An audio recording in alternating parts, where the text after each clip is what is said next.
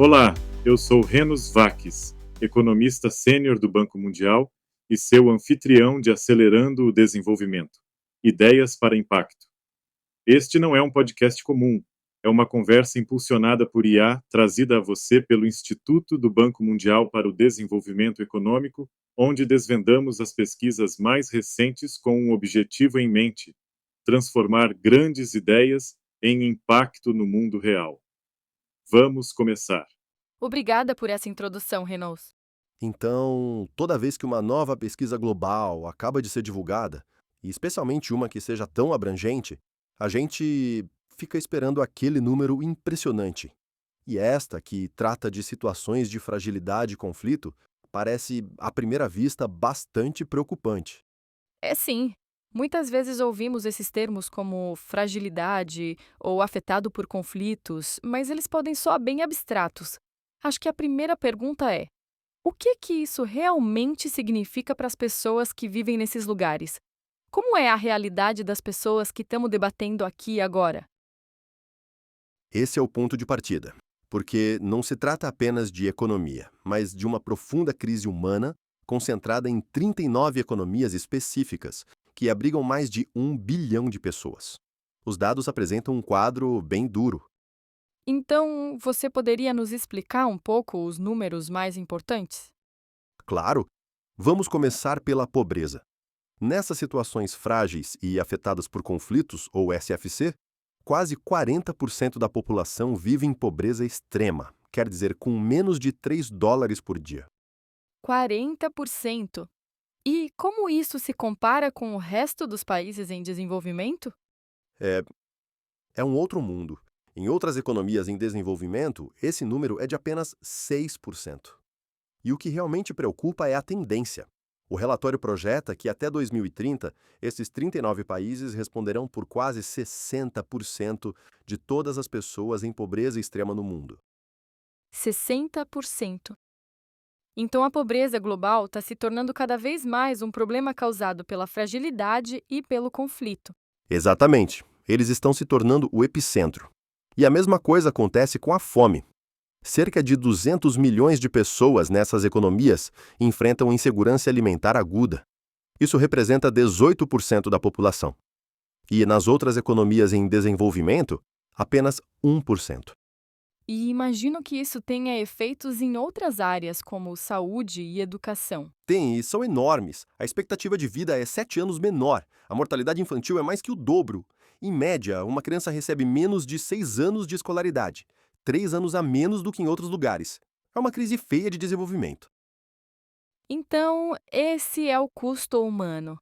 Mas o que está por trás disso? O título do relatório usa o termo conflito.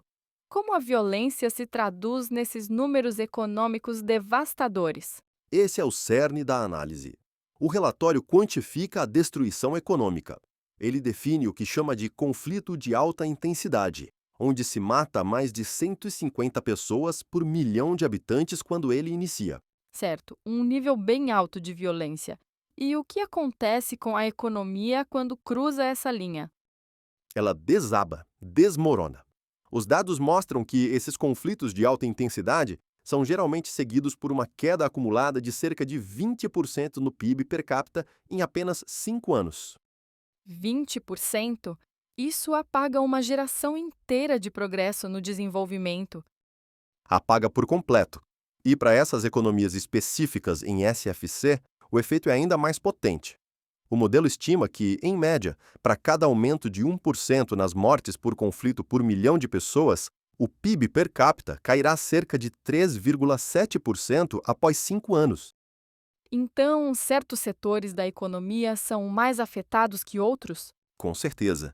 E esse é um ponto fundamental. O setor industrial fica devastado. Ele sofre, em média, uma perda acumulada de cerca de 7% do valor agregado após um aumento de 1% nas mortes relacionadas a conflitos em 5 anos. A agricultura também sofre, mas é na indústria que se vê a maior destruição. Que é bem importante, já que a indústria costuma ser o caminho para sair da pobreza e da dependência de commodities. Exatamente, é o motor do crescimento futuro.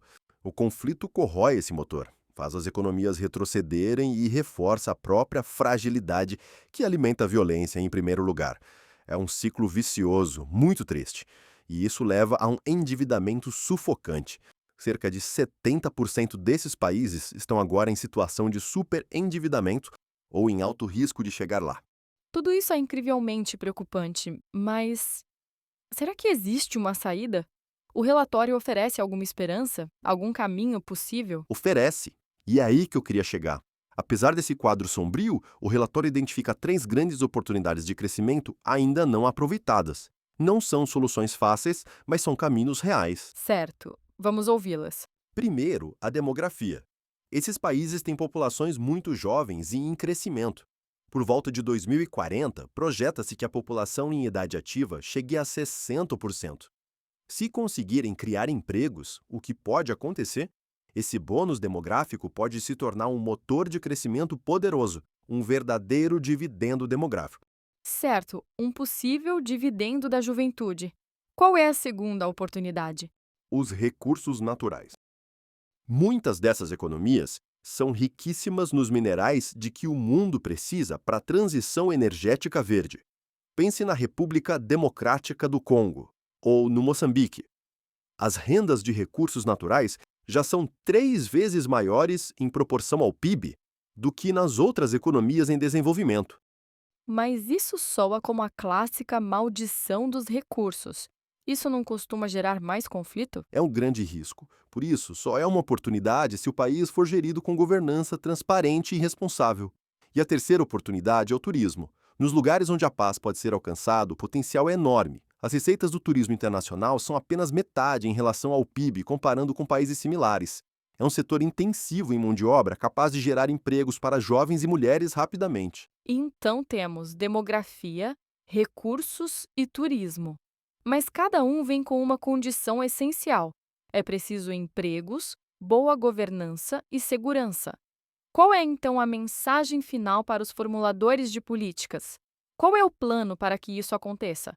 O plano é romper fundamentalmente o ciclo. Internamente, significa focar incansavelmente no fortalecimento da governança e na construção de instituições confiáveis. Essa é a base.